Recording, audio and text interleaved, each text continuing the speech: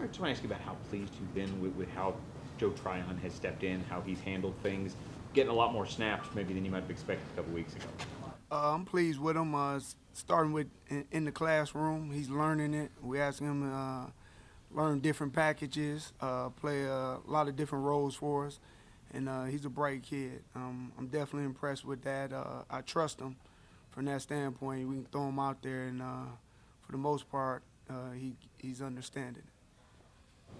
To see the production kind of step up to get 4 sacks Sunday, do you feel like the pass rush has kind of turned a corner, or it's encouraging, or what are you looking for that you're not seeing right now? Just winning. I just challenge them guys. I don't really look at the sack numbers because sometimes the quarterback just get the ball off or we get chipped. I like to see their energy no matter what. If they got to beat two guys, the quarterback got to feel our presence every game. And I think in the Rams game, I ain't feel it that much. But they got back on track this past week.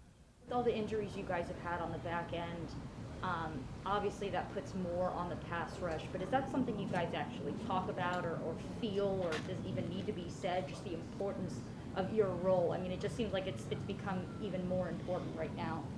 Well, that starts with our paychecks in that room. Our top two, then not a rookie, all that money. So we expect, starting from the Glazer family, that those guys be disruptive and they got the skills to dominate games, and that's what we expect. No matter whatever the game plan is or who's back there, those guys got to take over the games.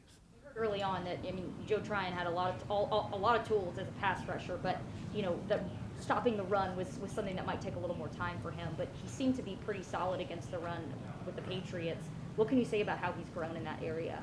Well, come from that soft Pac-12 league, they don't really play the run that much. That was a joke, but they're a little soft out there. But that's the standard in that room. If you watch JPP and Shaq, those guys take a lot of pride in the stopping the run. Last couple of years, we've been number one in the league, so that's our standard. And he jumped right in with both feet, and we expect that of him, and he's taking on that challenge. Teams are reluctant to run on y'all because that's kind of the strength of your defense. So they're trying to get the ball out of the quarterback's hands quickly. How do you negate that? Well, you got number 50 out there, you got to go to plan B.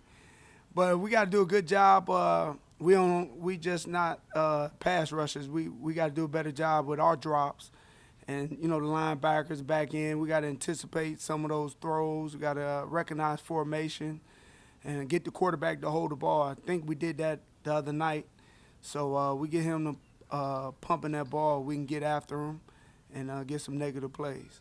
What have you seen from Shaq Barrett this season? It looked like he had a big game on Sunday with getting another sack, and he forced a fumble, got overturned, but it was still a good football play overall. He's playing good ball for us. I even compliment him the Cowboys game.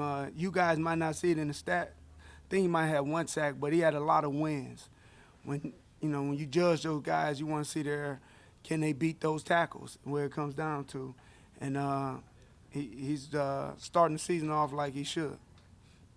You had Cam Gill back at practice last week. How close is he to kind of being ready to think about getting back on the roster? I think that's more with the trainers and BA. He looked good last week. That was promising. So hopefully he just keeps going towards getting back on the roster.